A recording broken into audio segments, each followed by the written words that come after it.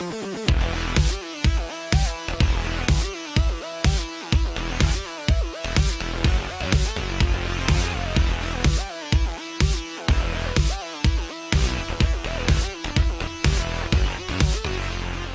got a tendency heaty this year. It was a really inconsistent day. It was like a small south swell with a little bit of west energy. About every 20 minutes, a set would come in. If you're real lucky, 2 sets in a heat would come. If you got one right in the beginning of your heat, there might be one right at the end, but it was pretty much clockwork. Like every 20 minutes, a set would come. I remember at the time dropping in, landing, and looking, and I couldn't see out the end of the barrel because the lip was between my face and the end of the tube. I'm not real sure how that kind of worked out for me, but you know, my board had enough rocker for me to fit it in, and the barrel pitched out pretty far. Definitely an exciting ride. The second 10 I had this year was in France, and the wave was not a 10, but you know, it was a difficult ride.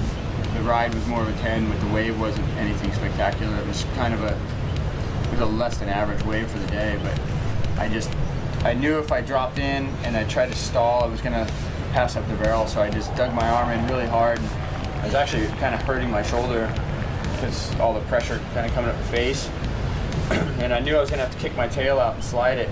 I just didn't know how far down the face I could go and then control it and stay in the barrel, because it's gonna be a high barrel, and then eventually launch out. I just know that section of sandbar. If they break far out, they're kind of mushy, but then as soon as they finally get into the shallow part, they just heave. And so I was just waiting as long as I could for the thing to pass me up the barrel, and I slid down the face and re-engaged the fins, and then just sat in there. It was a pretty spectacular feeling. And then the last one was in Puerto Rico in the finals. I got a 10.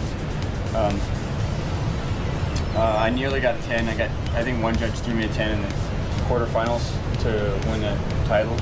And I just did a sort of check turn when I stood up, and then did a carve to the tail slide, and then came out of that with pretty good speed.